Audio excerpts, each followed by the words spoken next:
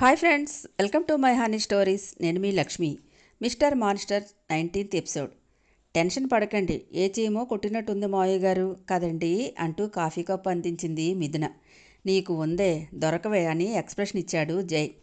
కింద పెదవిని సర్కిల్లా తిప్పుతూ ఫోజ్ కొట్టి మరింత ఉడికించింది జైని. పెదవులు తీపి రుచి తెలిసిన జైకి కాఫీ కంటే మిథున పెదవులో మధువు కావాలనిపించింది ఆ క్షణంలో. ఓ గాడ్, ఇది నన్ను డిస్టర్బ్ చేస్తోందిగా అనుకున్నాడు. మావయ్య గారు, నేను సాకేత్ గారి దగ్గరికి వెళ్తున్నా అంటుంటే వెంటనే అందేసుకొని, ఏం అవసరం లేదు, ఇక్కడే డాడ్ దగ్గర కూర్చుని వర్క్ చేయి అన్నాడు జై. జై, న్యూ ప్రాజెక్ట్ లీడ్ చేసేది సాకేత్, మిథునకు వర్క్ గురించి తెలియాలి కదా, నువ్వు వెళ్ళమ్మా అన్నారు సాగర్. ఏమీ అవసరం లేదు డాడ్, నేను నేర్పుతాను, నీ క్యాబిన్కి పద అంటూ సోఫా నుండి పైకి లేచాడు జై.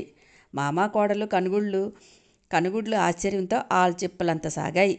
వాట్, నువ్వు నేర్పుతావా అంటూ షాకింగ్ ఎక్స్ప్రెషన్ ఇచ్చాడు సారథి. చాలు డాడ్, మరీ మీరు విడ్డూరంగా మొహంలో వింత వేరియేషన్స్ పండించకండి, పద అంటూ ముందుకు నడిచాడు జై.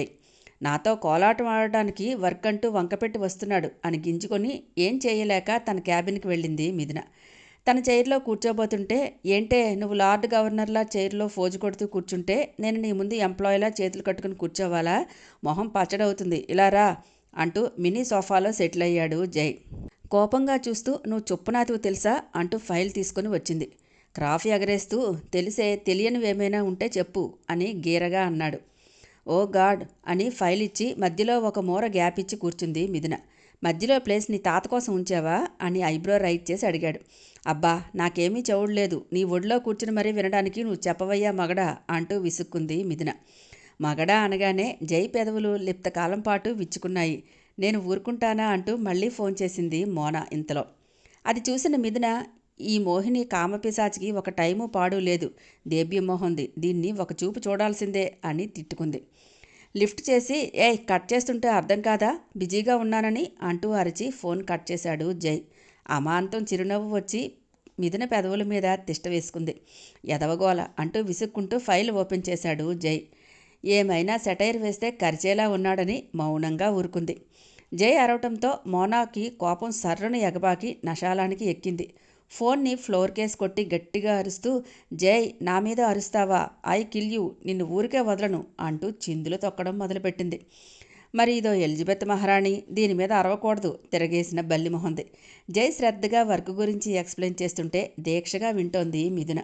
మనసులో ఇంత టాలెంట్ పెట్టుకుని ఎందుకీ నీకు ఈ గాలి తిరుగుళ్ళు జై, సాన పెట్టందే వజ్రం కూడా తన వెలుగులు జిలుగులు ప్రచురించదంటారు. నువ్వు అంతే అనిపిస్తోంది. నేను నిన్ను సాన పెట్టగలనని. నువ్వు మారి నీ వెలుగు నలుగురికి దారి చూపిస్తుందా ఏమో, నా ఆశకు కాలమే సమాధానం చెప్పాలేమో అనుకుని రెప్ప కొట్టకుండా అలాగే చూస్తోంది. చెప్పేవాడల్లా ఆగి మిథునను చూసి, నేను అందంగా ఉంటానని నాకు తెలుసు, మరీ అంత కొరుక్కు తినేసేలా చూడకు అంటూ టీచ్ చేశాడు. అబ్బో, నేనంత కొట్టుకుపోవడం లేదు కానీ ఆకలి వేసి నిన్ను తినడానికి ఎంత ఆకలినైనా తట్టుకుంటా అని ద్వందార్థాలతో చెప్పి, నువ్వు అందగాడని అనే ఫీలింగ్ ఉంది చూశావు, అది భలే ఫన్నీగా ఉంది అని ఉడికించింది మిథున. ఇప్పటిదాకా సైట్ కొట్టింది ఎవరో మరి అంటూ వ్యంగ్యంగా అడిగాడు.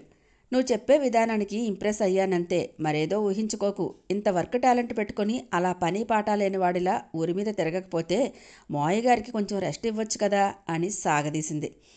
ఈ బోర్డు లెక్చర్ ఇస్తేనే నాకు మంట, వర్క్ గురించి చెప్పన్నావు, చెప్పాను, దట్స్ ఇట్, ఎక్కువ వాగితే వంగదీసి గుద్దుతా అని సోఫా బ్యాక్ వాలి, అబ్బా ఒకే ప్లేసు ఇంతసేపు కూర్చోవడం అంటే అబ్బో మన వల్ల కాదు అంటూ ఒళ్ళు విరుచుకున్నాడు. రోజు మొత్తం బెడ్ మీద ఎలా ఉంటున్నారో మరి అని సన్నగా గొణిగింది. బెడ్ మీదకు వస్తే బోరు కట్టకుండా ఎలా ఉండొచ్చో చూపిస్తాను అంటూ కన్ను గీటాడు జై. చి, సిగ్గులేని జన్మ, ఎప్పుడూ అదే యావా అంటూ మొహం మండించుకుంది. మీదకి లాక్కొని నడుము చుట్టూ చేతిని బిగించి మునివేళ్లతో నడుము మడతల్ని మీటుతూ, అది ప్రకృతి ధర్మం బేబ్, అది లేకపోతే నేను నువ్వు ఇక్కడ ఇలా ఉండకపోదు అని పిచ్చ రొమాంటిక్గా చూశాడు. జై చూపులు బాణాలు హృదిలోకి చొచ్చుకుని పోయి మది అంతా తీయని పులకింత కలిగి మనసు వసంతప్పి జై సాన్నిహిత్యాన్ని కోరుకుంది. అలాగే చూస్తున్న మిథునను చూసి పెదవి మాటును నవ్వు దాచుకుని వేలుతో బుగ్గల మీద రాస్తూ ఊరించే పెదవుల్ని అందుకోమని మనసు తొందర చేసి మారాన్ చేస్తుండగా కొంచెం ముందుకు వంగాడు జై. మిథున అంటూ డోర్ తీసుకుని పిలుస్తూ వచ్చాడు ఇంతలో సాకేత్. కంగారుగా జైన్ తోసేసి గబుక్కును లేచి నిలబడింది మిథున. వచ్చాడు పానకంలో పుడకలా, ఈ సోడాబుడ్డి మొహమోడికి వేరే పని పాట లేదు కాబోలు అని ఇన్నర్లో తిట్టుకున్నాడు జై. రండి సాకేత్ గారు అంటూ నవ్వుతూ పిలిచింది. అబ్బో, వీడిని గారెలు బూరెలు అని సంబోధించాలి కాబోలు అని మొహం మీద పేలాలు వేయించుకున్నాడు. ఎర్రబడిన బుగ్గలు, కళ్ళల్లో కంగారు, ఫేక్ నవ్వు నవ్వుతున్న మిథునం చూసి అక్కడ సిచ్యువేషన్ ఏంటో ఊహించి చిన్నగా తల పంకించాడు. తొందరపడి మెల్టవ్వకు అన్నట్టు సాకేత్. సారీ బావా అంటూ లిప్ మూమెంట్ ఇచ్చిందమ్మ. ఫైల్ ఏది, వర్క్ గురించి ఎక్స్ప్లెయిన్ చేస్తాను అంటూ ముందుకు వచ్చాడు సాకేత్. అవసరం లేదు, నేను చెప్పాను అంటూ బలుపుగా అన్నాడు జై. అవునా అంటూ కళ్ళతోనే మిథునను అడిగాడు సాకేత్. కళ్ళార్పింది సమాధానంగా. నీకు వర్క్ తెలుసా చెప్పడానికి అంటూ కావాలనే తల తిక్కగా అడిగాడు Saket. What do you mean? నేనేమి చదువురాని మొద్దును కాదు, వచ్చా అని అడగడానికి. జయదేవ్ ఇక్కడ ఎందులోనైనా టాపర్ అంటూ పొగరుగా తల ఎగరేశాడు. తప్పుగా అనుకోకు బ్రో, చిల్. అంటే చాలా సంవత్సరాల క్రితం స్టడీ పూర్తి చేశావు కదా, నీకు ఇంకా గుర్తు ఉందా అనే డౌటు అంతే అంటూ మరింత ఉడికించాడు సాకేత్. అదేమన్నా బీరా నైట్ తాగితే ఉదయానికి దిగిపోవడానికి స్టడీ అంటూ? అవును, ఇవన్నీ చెబుతున్నావు, నువ్వేం చదివి వెలగబెట్టావేంటి అని మంటగా అడిగాడు జై. నీలా అమెరికాలో చదవలేదు కానీ మాస్టర్స్ చేశాను ఢిల్లీలో. ఏ దేశంలో చేస్తే ఏముంది, మనం చదివిన చదువుకి న్యాయం చేస్తున్నామా లేదా అది కావాలంతే. ఓకే మిథున్ గారు, మీకు అర్థమైంది కదా వర్క్ గురించి, అది చాలు అన్నాడు సాకేత్. వీడికి ఒళ్ళంతా వయ్యారమే, సందు దొరికితే దూరిపోతున్నాడు అని తిట్టుకున్నాడు జై. అంతలో ప్యూన్ వచ్చి, జై సార్, సాకేత్ సార్ మిమ్మల్ని చైర్మన్ సార్ పిలుస్తున్నారు అని చెప్పాడు. మిథున డౌట్గా సాకేత్ వైపు చూసింది. పెదవి విరిచి ఏమో అన్నట్టు భుజాలు ష్రక్ చేస్తూ వెళ్ళాడు. వెనుకే జై కూడా కదిలాడు. క్యాబిన్లో టెన్షన్గా నుదురుని వేళ్లతో ప్రెస్ చేసుకుంటున్నాడు సారథి. డాడ్ అంటూ వచ్చాడు జై. సార్ ఏమైంది, ఎందుకు అలా డిస్టర్బ్డ్గా ఉన్నారు అని అనుమానంగా అడిగాడు సాకేత్. జై ఇక్కడే ఉన్నావా, థ్యాంక్ గాడ్ అని షేర్ హోల్డర్స్ మీటింగు అరేంజ్ చేయమని ఫోన్ చేశారు అని అన్నారు సారథి. దానికంత టెన్షన్ పడేది ఏముంది, మీటింగ్ అరేంజ్ చేయండి అంటూ సారథి చైర్ వెనక్కి వెళ్ళి భుజం మీద చేతులు ఆంచి చెప్పాడు జై. మనం ఏదో ఫ్రాడ్ చేసినట్టు టెన్షన్ పడతారెందుకు మోయ్య గారు, ఎవరికో ఏమైనా ఆరాలు కావాలేమో చెప్పేస్తే పోలే, అలాగే కొన్ని కూడికలు తీసివేతలు కూడా తీస్తే అంతా సెట్ అవుతుంది అని నవ్వింది మిథున. ఒక 1 అవర్లో మొత్తం షేర్ హోల్డర్స్ మీటింగు హాల్లోకి వచ్చేసి చేరారు.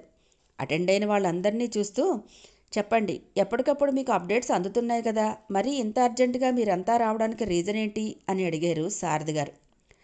ఆశా ఫాదర్ బుసలు కొడుతూ, మీ కంపెనీలో ఉన్న మా షేర్స్ విత్డ్రా చేసుకుంటున్నాము, అది చెప్పడానికే వచ్చాము అని పొగరుగా అన్నాడు. వాట్ హ్యాపెండ్ దామోదర్, ఎందుకు షేర్స్ ఉన్నపలంగా తీసేసుకోవటం ఏంటి అని ఆశ్చర్యంగా అడిగారు సారథి. ఎందుకో మీ కోడల్ని పిలవండి చెప్తాను, మీకు ఉన్న సంస్కారం ఆమెకు లేదు, సభ్యత లేని మీలాంటి వాళ్లతో బిజినెస్ లావాదేవీలు చేయలేం మేము అన్నాడు Damodar. Mister Damodar, hold your tongue, మర్యాదగా మాట్లాడు, నా ఇంటి పరువు గురించి నోటికొచ్చినట్టు మాట్లాడితే స్వేర్ చేయను అని కోపంగా అన్నాడు సారథి. మీతో వాదం అనవసరం సారథి గారు, ఇప్పుడే ఈ క్షణంలోనే నేను నా షేర్స్ తీసుకుంటున్నా అంటూ బెదిరింపులకు దిగాడు దామోదర్. ఓ బేషుగ్గా తీసేసుకో అంటూ వచ్చాడు జై మధ్యలోనికి. వెనకే మిథున సాకేత్ కూడా వచ్చారు. జై నువ్వాగు అంటూ ఏం జరిగిందో చెప్పకుండా మా కోడల మీద నిందలు మోపితే ఊరుకోను, ఏం జరిగింది అసలు అని అడిగాడు సారథి. మీ కోడల్ని అడగండి, నా బేబీ బుగ్గలు వాచేటట్టు కొట్టింది, తనేమన్నా ఈమె సర్వెంటా, లేకి మనుషులకు ఫ్రెండ్షిప్ విలువ ఏం తెలుస్తుంది అంటూ మిథునను చూసి చేదరించుకున్నాడు దామోదర్. ఇనఫ్ అంటూ రౌద్రంగా అరిచి, ఎక్కువ మాట్లాడితే నేనేం చేస్తానో నాకే తెలియదు అంటూ జై ముందుకు వచ్చాడు. సాకేత్ పెదవుల మీద నవ్వు పూసింది జై మిథున గౌరవం కాపాడటంతో. ఏంటి జై, నేనేమీ తప్పుగా మాట్లాడలేదే, మీరు మాట్లాడరే అని మిగతా షేర్ హోల్డర్స్ మధ్యలోనికి లాగాడు దామోదర్. ఈరోజు దామోదర్ ఫ్యామిలీకి జరిగింది రేపు మాకు జరుగుతుంది, ఇది చాలా తప్పు సారథి గారు, వీరి డాక్టర్ మాట్లాడితేనే కొట్టడం ఏంటి అన్నాడు అందులో ఒకడు. మిథున ఎందుకు కొడుతుంది, తనకేమవసరం ఉంది అని అయోమయంగా అడిగాడు సారథి. దామోదర్ గారి అమ్మాయి తనకు తెలిసిన వ్యక్తికి జాబ్ కోసం అని వస్తే కంపెనీ మాది, జాబు ఇవ్వటం కుదరదు, నువ్వు చెప్పగానే ఇవ్వాలా అని ఏవేవో అని మీ కోడలు చెయ్యి చేసుకున్నారట. ఆ అమ్మాయి రిక్వెస్ట్ చేస్తే నచ్చితే ఇవ్వాలి, లేకపోతే లేదు, కొట్టడం ఏంటండి అంటూ ఫైర్ అయ్యాడు మరో పర్సన్. మిథున ఆశ్చర్యపోతూ జై వైపు సాకేత్ వైపు చూసింది. తను కొట్టిన మ్యాటర్ వేరు, వీళ్ళు కల్పించిన కథ వేరు, ఏం చేయాలో అర్థం కాలేదు మిథునకి. మీ కోడలతో సారీ చెప్పించండి, మా షేర్స్ మేము తీసుకోము అంటూ ఇంకో పర్సన్ వంతపాడాడు. ఏంటి నా భార్య సారీ చెప్పాలా ఇతగాడి కూతురికి అని వ్యంగ్యంగా అడిగాడు జై. నువ్వు ఆగు జై, అది చెప్పదు, మీరు చెప్పుడు మాటలు విని అబద్ధాలన్నీ నిజమని నమ్మి వచ్చారు. నా కోడలు ఎవరికో సారీ చెప్పడం ఏంటి, నిక్షేపంగా మీ షేర్స్ వెనక్కి తీసుకోండి, మొత్తం నేనే మేనేజ్ చేసుకుంటా, లాభాలు మీకు ఇస్తూ మీకు సారీలు చెప్పే అగత్యం నాకు లేదు. సాకేత్ లీగల్ అడ్వైజర్ నమ్మను, తక్షణం వీళ్ళు వెళ్లే మొత్తం అమౌంట్ సెటిల్ చేసేద్దాం. జై, నువ్వు చూసుకో, నాకు ఒకరి దగ్గర తగ్గి ఉండాల్సిన పనిలేదు అని కోపంగా అన్నాడు సారథి. సారథి డెసిషన్ వినగానే గతుక్కుమన్నారు అందరూ. ఏదో తగ్గి కాళ్లబేరానికి వచ్చి బ్రతిమాలితే బెట్టు చేసి తమ డిమాండ్స్ చెప్పి ఇంకాస్త బెనిఫిట్స్ దుబ్బేద్దామని దామోదర్ చెప్పిన దానికి సై అంటూ వస్తే మొదటికే మోసం వచ్చేలా ఉంది అని లోపలే ఈడ్చినంత పని చేస్తున్నారు. బింకంగా ఒకసారి చెప్తే ఏమవుతుంది, మా షేర్ వాల్యూ 40%, అంటే ఎన్ని కోట్లు ఇవ్వాలో ఆలోచించండి, ఇంత మనీ అంటే ఎలా ఇస్తారు అన్నాడు దాము. ఊళ్ళో ఉన్న నా ప్రాపర్టీ అమ్మి మరీ ఇస్తాను, ఎలా ఇస్తే నీకెందుకు అని సీరియస్గా అన్నాడు సారథి. బావా ఇదేంటి, వీడే పోతాడంటే మొత్తం మందనంతా తీసుకొచ్చాడు, ఇప్పుడు ఎలా అంది మిథున. డోంట్ వర్రీ, నేను మాట్లాడతానని. సార్, నేను 20% షేర్స్ తీసుకుంటా, మిగిలిన 20% షేర్స్ మిథున గారి పేరున ట్రాన్స్ఫర్ చేయిస్తే సరి, ఎవరు నోరు తెరిచే మాట అవసరమే ఉండదు అన్నాడు సాకేత్ కోపంగా. ఓకే సాకేత్, పేపర్స్ రెడీ చేయించి వీళ్లతో సిగ్నేచర్ చేయించు అని వెళ్ళిపోయాడు సారథి. సారథి గారు, మా మాట వినండి, మా షేర్స్ మేము తీసుకోవట్లేదు అన్నారు మిగిలిన ముగ్గురు. అది ఇక్కడికి రాకముందు మీరు ఆలోచించుకోవాలి, మాటలు మీరేటప్పుడు ఆలోచించాలి, చెయ్యి దాటాక కాదు అని కోపంగా అన్నాడు జై. దామోదర్ వైపు కాల్ చేసేలా చూశారు మిగిలిన షేర్ హోల్డర్స్. రోగం చప్పగా కుదిరిందిగా అని కసిగా అనుకుంటూ, మీ అందరికీ చిన్న విన్నపం, ఈయన డాటర్ని నేను కొట్టడం నిజమే, బట్ ఆశ మా అమ్మమ్మ హేళన చేసిందని కొట్టాను, ఎవరికో జాబ్ కోసం వస్తే కొట్టలేదు. ఇలాంటి అబద్ధాల కోరుల మాటలు విని మీ గొయ్యి మీరే తవ్వుకున్నారు, ఐపీటీయు అంది మిథున.